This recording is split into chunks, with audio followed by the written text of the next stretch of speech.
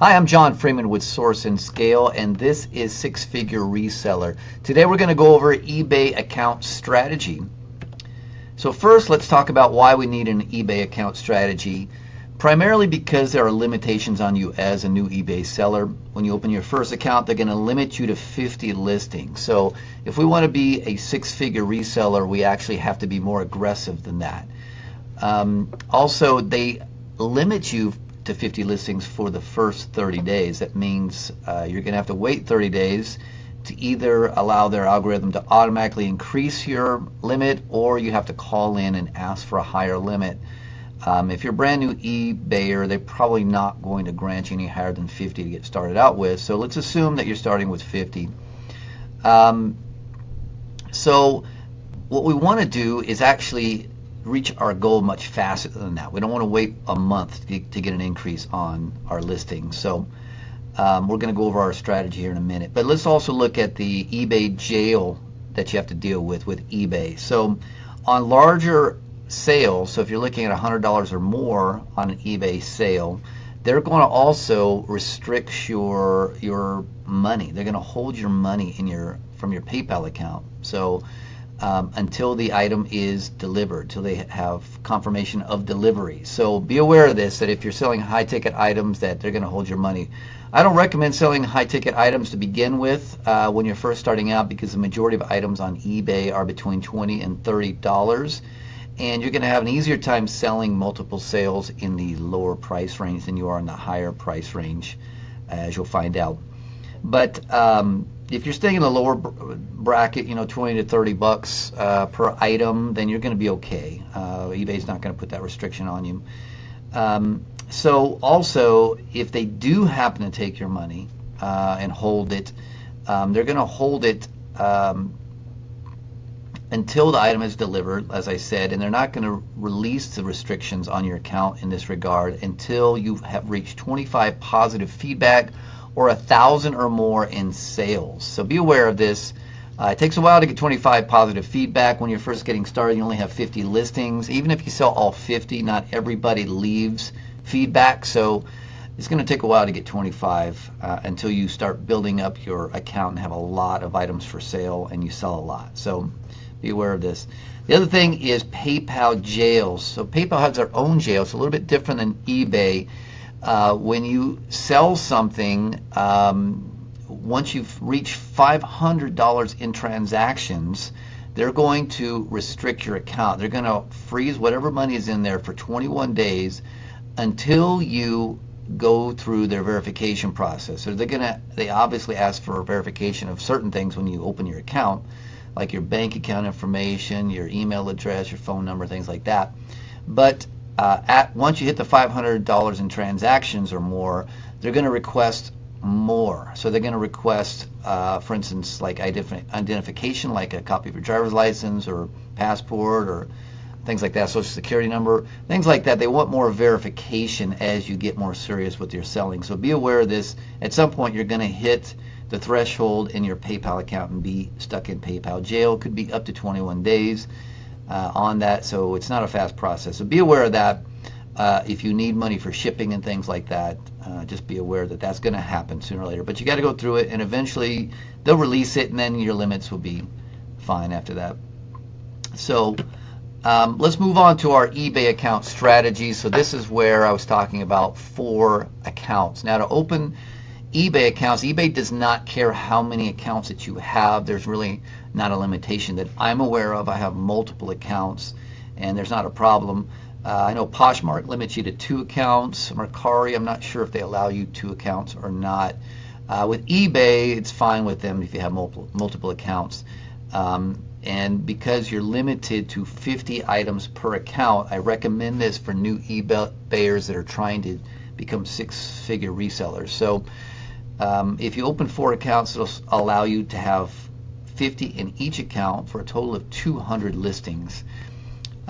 With each eBay account, however, you have to have a separate email account. So I recommend first opening the email accounts, and Gmail is the simplest. It's free, it's easy to use, and you can set up multiple Gmail accounts. Now these have to be business accounts. I recommend business accounts for Gmail and business accounts for eBay. There's actually going to be separate videos on how to do that, how to set up multiple Gmail accounts, how to have them forward to a master account so you can actually send and receive emails through the master as the other Gmail accounts without having to go in the other Gmail accounts all the time, which would be really frustrating. So once you get it set up, it works very, very well. You just use one email account for all 4 eBay accounts.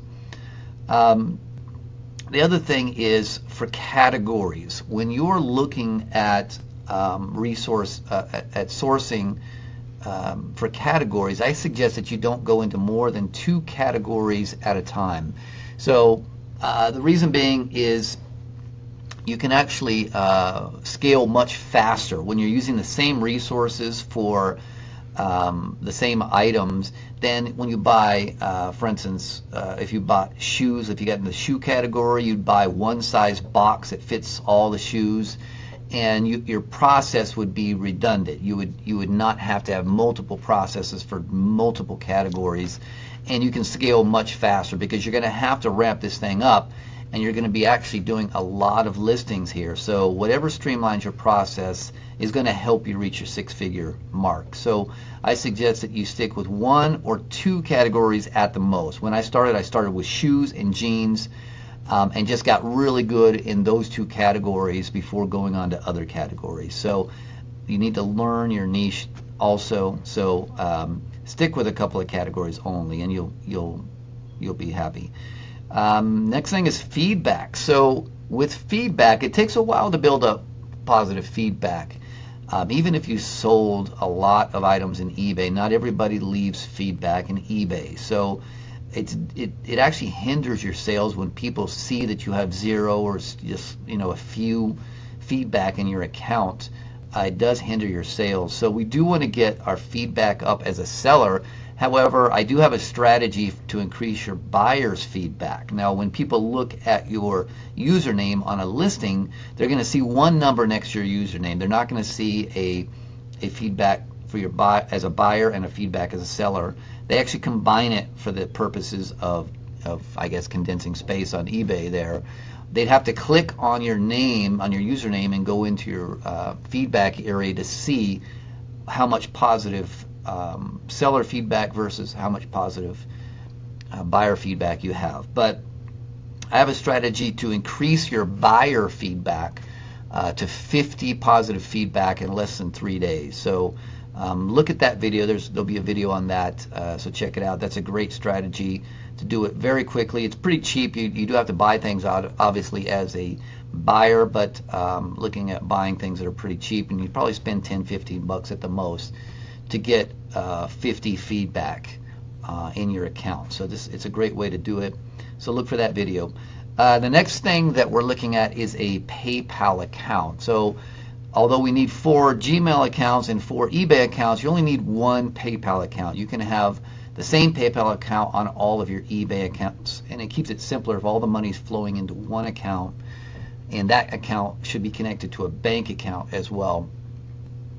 So I recommend a separate bank account for you as a seller to keep your money separate from your personal account. Now this can be a business account or a personal account, as long as it's separate. I do recommend a business account, but you'll have to have an entity, so be incorporated, have an LLC, etc., in order to open a business account. There's a separate video on that as well, on setting up your entity and having a corporate bank account.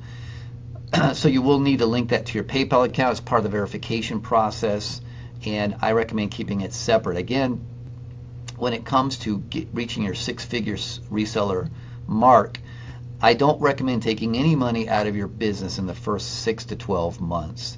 You really need that capital to roll over back into your eBay business in order to ramp it up and scale it quickly.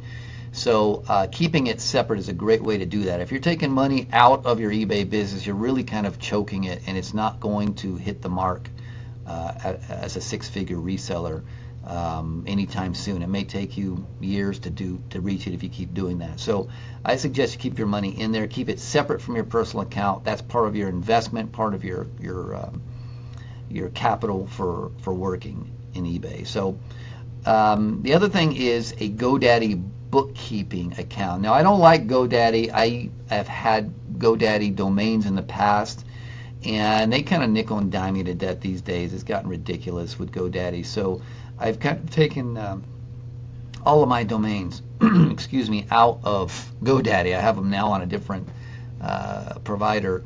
But they did buy a bookkeeping service a couple years back that is actually very good. And the nice thing about their GoDaddy bookkeeping is it works seamlessly with PayPal. That's why I recommend it. So if you want a simple accounting system, it's easy to use GoDaddy with PayPal, and you go in there and you look at your transaction. You go in there and kind of train it and label a few things, and from there it just takes it and it knows exactly what's coming in and out of your PayPal account, and you can run reports and things like that. You can run reports in PayPal as well, but the GoDaddy bookkeeping is going to have a little bit more detailed reports on specific areas of your business. So I do recommend that. Eventually, you do want to have an accountant that's doing your books and things like that. But when you're getting started, you want to keep as much working capital as you can, but keep good track of the things that you're buying in your business. And I also suggest using with PayPal account. I should mention getting a debit card, getting a PayPal debit card, and using that to purchase all of the resources that you need for photography and things like that, and your shipping materials and all that kind of stuff. So and keep it all within the same system. If you're keeping it all within the PayPal account that's linked to your bank account, it's hooked to the GoDaddy bookkeeping. It just keeps everything organized in one space without a lot of effort. So that's really a good setup to get going. So let's go to the next strategy. So this is kind of a next level strategy. Once you've scaled up your stores, again, in the first month you're going to be limited to 50 items per store, so 200. But that's a good goal, actually, because you're looking at if you can source and post 50 items a week for 4 weeks, then you're talking 200 in the first month. You've hit your max, and by that time they'll probably increase your limit to 200 listings per account for a total of 800 listings. So you'll be able to scale that in the next month. And I do recommend taking all of your profits from the first month, rolling them back in, and it's scaling up your sourcing in the second month in order to increase that. So once you get a good number of listings, say 2,000 listings or more, I recommend going with a strategy like this. This is an aggressive way of selling your items as fast as possible. If you're buying shoes and clothes and things like that, some of those things don't sell really fast. They don't have a fast turn rate. So we do need to get aggressive with them. However, I do want you to maximize your ASP, your average sales price. So in this strategy right here, we're actually using the same 4 accounts, but slightly differently here. So we're using the first account to list our items in here at full price. So I recommend that you do daily listings in eBay. Don't do them all in one day. Say, for instance, source one day and list the next day, that kind of thing. I recommend that you spread out your listings over time, because the algorithm really likes consistency in your listings. So I recommend 5 listings per day, 5 to 7 days a week if you can do it. It's much better than all at once. So do that for the first 30 days at full price. Now when I say full price, you're going to be towards the top of the comps that you're running, but you don't want to be obviously the most expensive. But keep in mind, you may have better photos than the top listed ones, etc., which I do recommend. You have great photos, great description, that kind of thing. But I want you to try to get the max price you can for the item. Usually with, especially with shoes and clothes and even electronics and things like that, it's not a matter of being the cheapest on eBay, I found. It's a matter of just being there long enough for the right buyer to come along and buy your item that's in their size and the color that they like and the style that they like, or the particular model they're looking for. And it's just a waiting game in many cases. So it could be that you might be slightly overpriced too. However, I find that usually if your condition is equal and your pictures are better, you're going to get the sale anyway. So for the first 30 days, I recommend full price. After that, I suggest that you move these items into the secondary account rather than relisting them in the same account. Now, there is two options when you relist. You can just relist the item, or you can do sell similar in the same account, which a lot of people do, so that it creates a fresh listing within the same account. But I found that the eBay algorithm tends to know whether or not it's actually a fresh listing or not. I think that they have photo scanners or something like that that can pick up on the fact that it's not actually a new item, even though you're selling similar. I've had better results by actually moving it to a different account. It seems that they don't track that from account to account. They just track it within the same account. So when you move it to the secondary account, it's actually going to give you better rankings on your sales. So the other thing is when you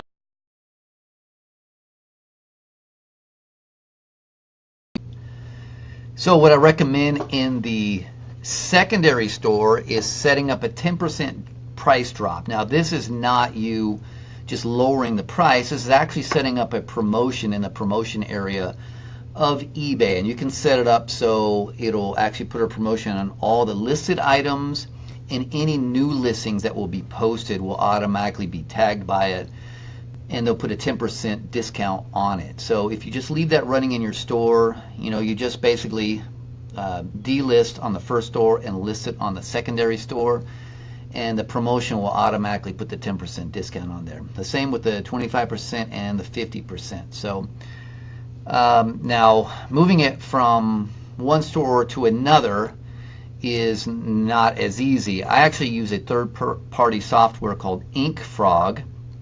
I do recommend InkFrog. It has had a bad rap in the past. For one thing, the site's always been really, really slow, but they've revamped it this year, and actually the last month or two, it's actually been very, very fast. I've been really, really happy with it. So they've reinvested into their servers or something, and it's much, much better than it used to be. And it's really easy to delist and then take the same listings in InkFrog and list them on a different eBay store. So it really works great for multiple store type of strategies like this. So I do recommend it. I think it's $30 a month for it. I'll put a description or a link to it in the description if you're on YouTube.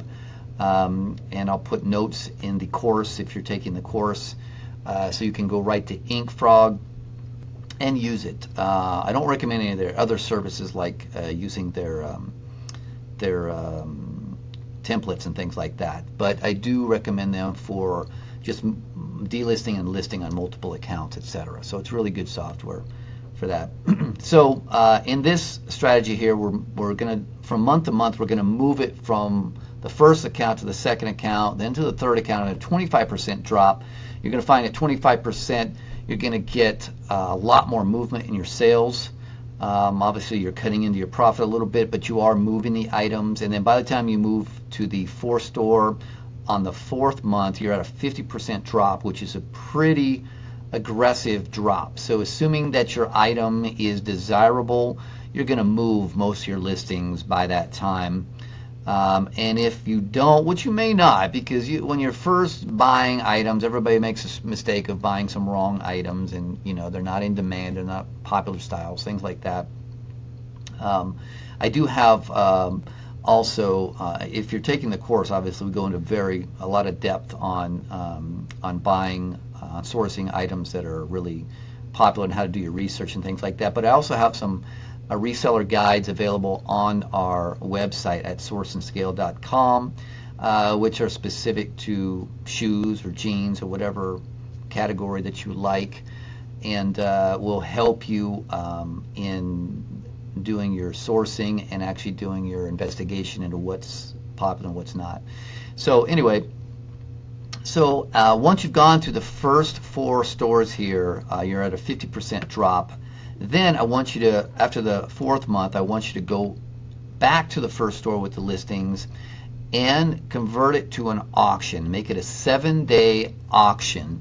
and it's going to start at 99 cents, the auction. So we want to get some bidders going and get some excitement about it.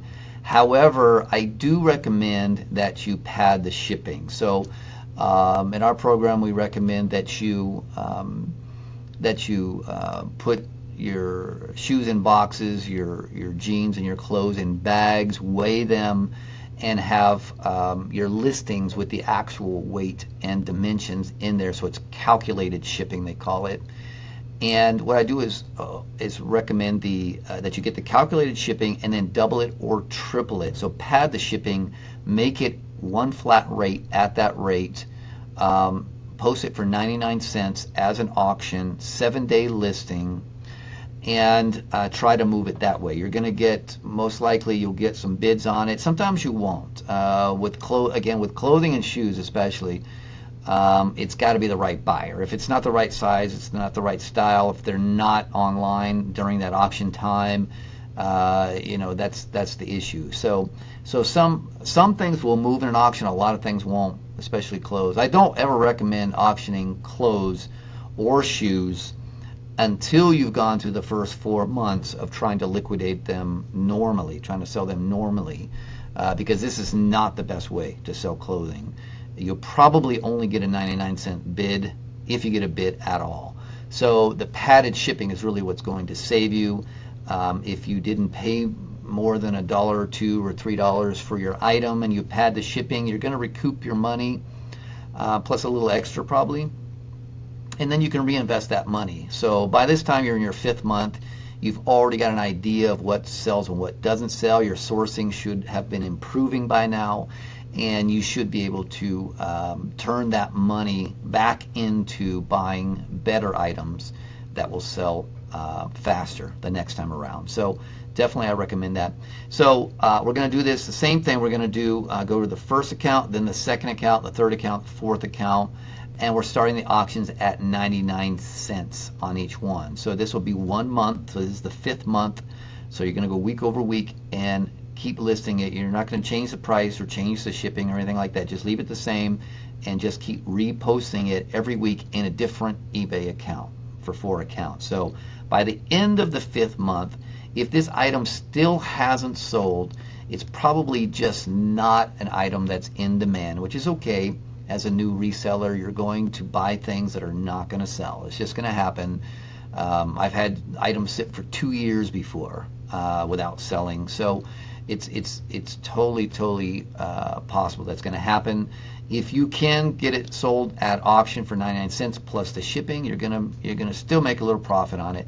But if all else fails and you don't sell this item, I recommend you just donate it, because space is a premium as you scale your business, and it's just taking up a lot of space at that point. Any items that are there that are not selling, you could be using that same space for better items. So I definitely recommend just donate the thing. Just take the loss, take it back, get a receipt, obviously as a tax write-off for your business as well, and just go on, move on, and get better items as you go. So that is our eBay account strategy that I recommend, the multi-account strategy. If you're on YouTube and you like this video, please go ahead and hit the like button. Also hit the notification bell if you want to get more of our videos, and please subscribe to it. If you're part of the six-figure reseller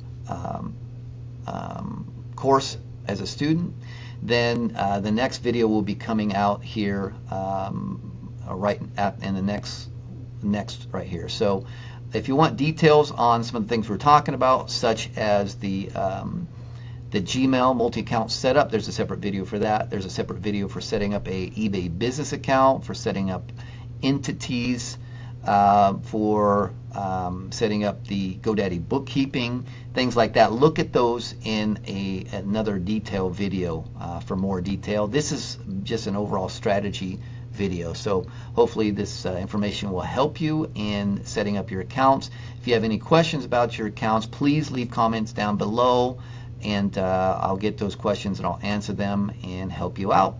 All right, this is John Freeman for Source and Scale, and this is